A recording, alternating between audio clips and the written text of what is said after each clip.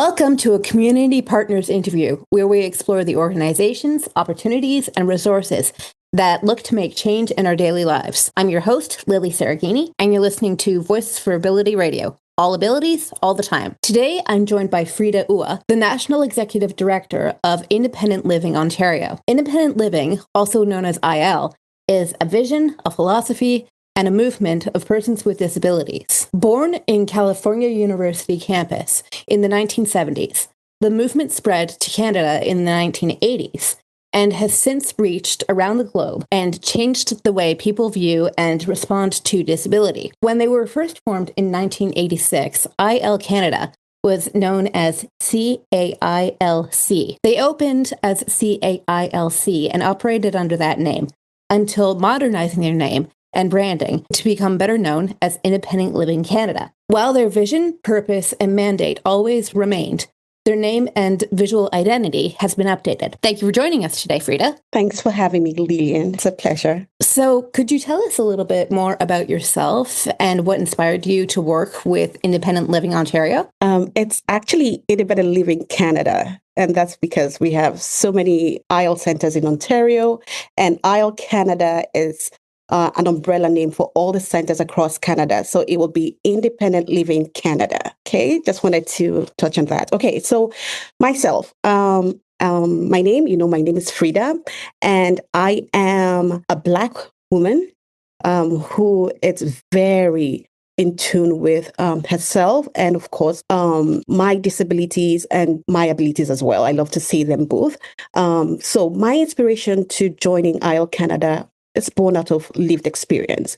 The lived experience of being a family member to my sister who has visible disability, and of course myself with a hidden disability as well.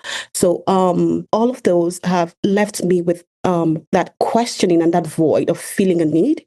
And that's where I bring my skills and competence would be to influence changes, influence policies that in the end would benefit people with disabilities. And that's why I'm here in IL Canada. And I've loved it since then. Excellent. That sounds amazing. So what are the independent learning centers? Okay, so we have independent living resource centers across Canada, again, from coast to coast to coast. We are almost in every corner in Canada, and I'm so proud of the work that our member centers are doing. So IL Canada, as a national umbrella for the 24 independent living centers, provides a national voice for all the centers. And who are they really? Our 24 centers are our engine room for our movement. They are where the independent philosophy meets practice. So they are the grassroots, they are the communities, they are where consumers of services or individuals find resources to navigate through independent living. So again, our centers are in BC, Alberta, Saskatchewan, Ontario, Quebec, New Brunswick, Nova Scotia, Newfoundland. IL Canada is right across Canada. And so you could find a local center near you. Excellent. You're going all the way from west to east there. That's great. All right. While doing research on your website, I noticed that you have something called core pillars.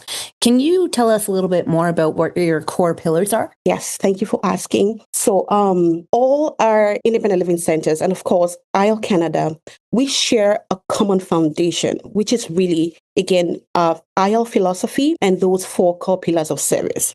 Each center is uniquely shaped by the community they serve. However, we are alike, and in the sense that all of those centers would provide services within our 4 core pillars of service. The first being peer support. IL Canada runs through the peer support model, where we kind of like pair services with people who have had that lived experience and helping or supporting the individual to navigate similar experiences. There's also the research and community development piece. IL Canada, for one, champions research around accessibility and the likes, as well as our member centers who are partners or leading researches within their local communities as well. The third pillar of service is information and networking. IL Canada has a strong network, and we leverage our 24 centers to share information, to build capacity, and continue to develop the community overall. The fourth core pillar is independent living skills development. That means each individual that walks through our doors, they are there for something, and that would be to develop themselves to be more independent, take charge of their own lives. And all our services are indeed person-centered, community-driven, and rights-based. So that's, in a nutshell, what our four core pillars of service would imply. Excellent. That sounds very comprehensive. When it comes to assigning supports and resources, what is the process for determining what supports and resources are allocated where? Okay, so in speaking about that, that would totally, again, it's person-centered, individual-directed. So it's totally about who is in question, who has the needs, and who needs the support, right? So it's totally person-centered and directed. And as much as all our centers share the same foundation in terms of the IL philosophy and four core pillars of service, they are uniquely different in the way they provide these services.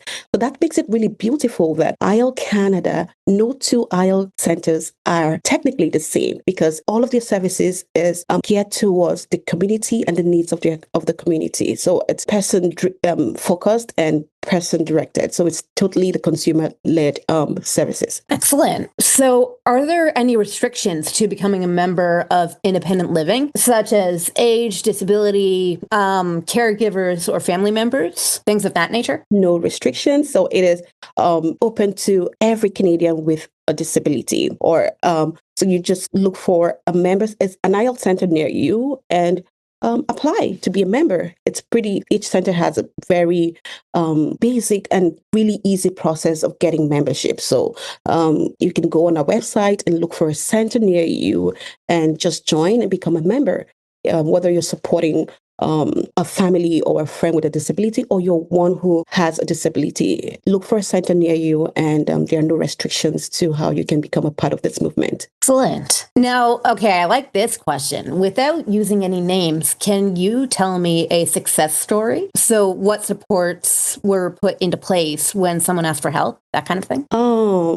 Okay, so I will speak from the national office lens. Again, each center has their stories, and we are, again, community driven and directed. So each center can share their experience that way. So from the national office, one of our successes, which I'm very proud of, is our newly formed Youth Advisory Council. Newly formed, but that's more than a year now, so not so new, but it's a success story because we are seeing youth with disabilities taking charge and leading. A Youth Advisory Council has been on the ball with their initiatives and seeking out solutions for themselves. We now have a youth representative on the IL National Board. This has been years. It's been a long ways coming. And now we are there where the youth are represented on our board and deciding with us what ways they want to, in what areas they feel like we need more support. They need more support on. So we're having the youth voices on our national board now, and they're empowered to take on initiatives by themselves. So that's a success story for IL Canada, that we are having that young, vibrant, audacious input from the youth. So that's from IL Canada, that's a huge one. And they're really taking on leadership so well. Absolutely. Personal leadership, personal autonomy, it's incredibly important. And especially when you're young, because you're already still coming into your identity. So adding disability on top of that, and I speak from personal experience, it can be difficult. So having the freedom and capacity to explore that is excellent. Absolutely. So regarding the difficulty, what is one thing that you see happening over and over and over with people with disabilities, and how do we change it? Oh boy, that's a huge one for sure. We have had to struggle really to navigate the barriers. And when you're a person with a disability, it's even more so complicated. And on top of other intersecting identity markers, it throws a whole complexity to the mix, right? So a major problem so far has been accessibility. We are seeking to have a more accessible Canada, a more accessible society where disability is not numbered as a barrier, but it comes with that lived leadership to, again, to engaging inclusively. So that for sure is one of the problems that's been occurring over and over again. Another one would be the attitudinal barrier and stigma that comes with leave of being with a person with a disability, and what people know or what they perceive to know versus what our awareness and our story is. Like getting people to a point of awareness has been a barrier too. So getting systems to shift, attitudes to shift, and embracing our differences and diversity, as it were. So that's been a constant conversation around the table. And we are hoping to push this with all the initiatives we're doing through our research, our programs, and other projects that seek to, again, not just break down these barriers, but surmount them and begin to live our lives as leaders that we are. Absolutely. I mean, it has to be disability led, because otherwise people aren't going to believe it. They're not going to trust it. They're going to say, oh, you had help from us. You can't do it on your own. So we'll do it for you, or we'll just leave it alone and not do it, because either way, it's fine. But absolutely, like, disability initiatives need to be led by us. Yeah, absolutely. So are there any events coming up for independent living? Yes, I'm excited.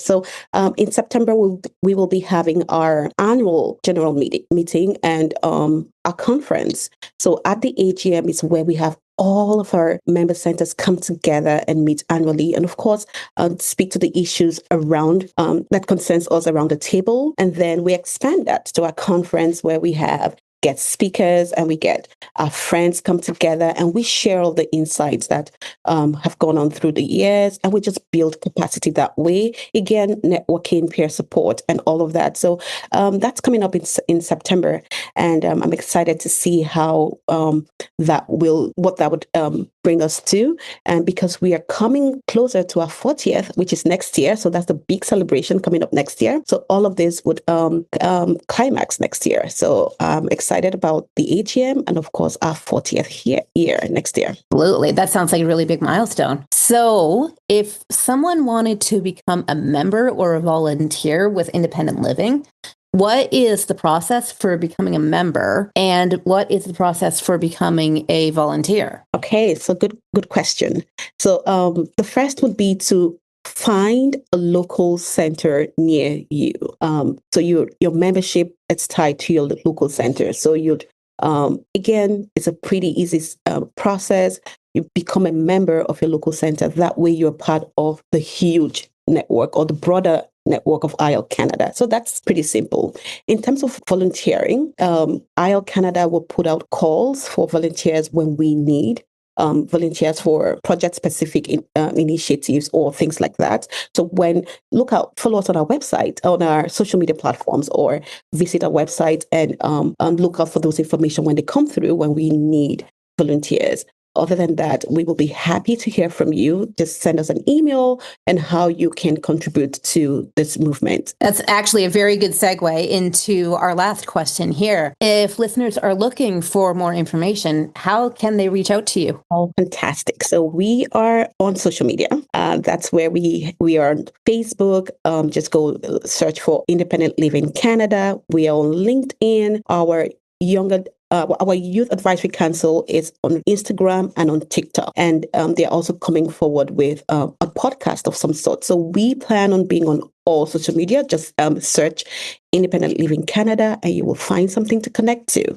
Other than that, you can go on our website, www.ilc-vac.ca, and hit the contact us button, and you will definitely be sending an email to the national office, and we will do well to get back to you and connect you with the resources that you're looking for. Excellent.